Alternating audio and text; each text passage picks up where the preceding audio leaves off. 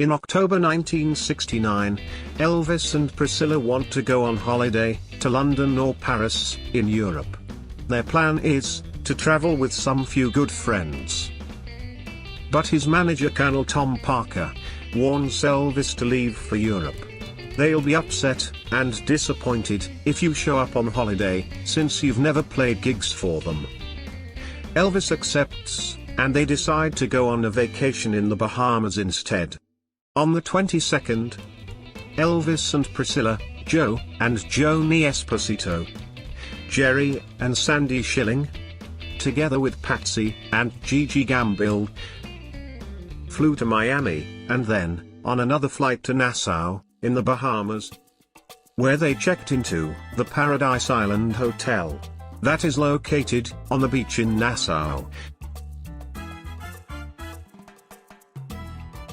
Here they can enjoy to walk on the beach.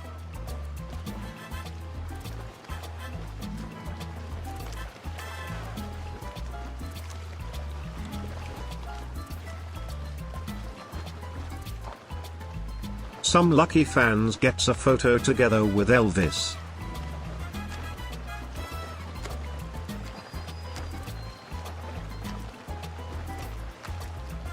One of the days, Elvis wanted to sail out.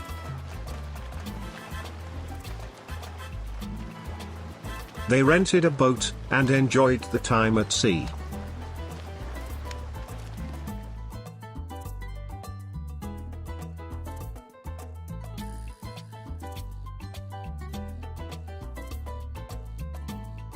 It was the playground of the rich, in the Bahamas, and no one bothered him, except for a few children who amused themselves by placing pearls around his head. In the evening, Elvis and the rest of the company enjoyed the hotel. In the foyer sits the Irish musician Harry Hamilton, waiting to go on stage with his band, The Witnesses. Out of the corner of his eye, he spots Elvis, who is heading towards the hotel's casino. "It's incredible how that guy looks like Elvis," he says to one of the employees. The hotel employee answers, "This is Elvis." Harry gets up and follows Elvis. He sees him sit down at a blackjack table. Elvis took a whole blackjack table to himself, which is 7 hands, and the thing was cordoned off, so no other punters could join in, but Harry managed to get in the circle with him. He had a bourbon, a cheroot cigar, and a gambling chip. Elvis played all 7 hands, him, and the dealer. Harry later told the Elvis connoisseur, Anthony Stutchbury, that he had always believed that this mother-in-law's dream neither smoked, drank, nor gambled. And now he was sitting here in front of him, doing all 3 things at once. Priscilla Presley watched the Irish band, The Witnesses, many times during her stay at the hotel. Harry remembers, Elvis bought us a drink one night in the hotel, when he was with Priscilla, and said, "I'm coming down to see the show." The night he did come down, we were standing in the foyer ready to go into the Tradewinds Lounge, and there was a queue on, and Elvis said, "Do you think I will get in?" Our guitarist Alex Burns turned around to him and said, "Just mention my name, and they will let you in." Harry told later, that his only regret was, that he had not invited Elvis, who was immaculate and beautiful in a cream suit, on stage.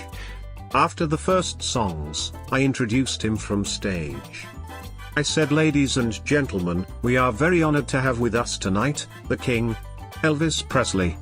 And he stood up, and took a bow. That night it was crowded, he was right there in front of the stage, and I couldn't believe it. You were conscious of it, all night. We did a comedy routine, and then he loved the singing of Callum Wilkinson. He came up to the stage afterwards, and congratulated Callum. After the show, Elvis told us, "I have been talking with you guys for many days now, and I thought that you were English, and now I discover that you are from Ireland." He said the only 2 Irish songs he knew were "Danny Boy" and "I Will Take You Home Again, Kathleen." Here Elvis is seen together with Harry and a girl at a wedding reception at the hotel. I must say, if you have to have unexpected guests at your wedding, then Elvis must have been one of the big surprises. Elvis wanted to do some deep-sea fishing, and in the Bahamas a hurricane arrived in the middle of his 2 weeks staying there. For 3 days, Elvis could not get out the door of the hotel. The entertainment's manager at the hotel always had gimmicks to keep people indoors, and he had crab races.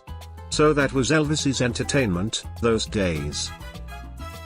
Elvis therefore decided to interrupt the holiday after the first week and travel home.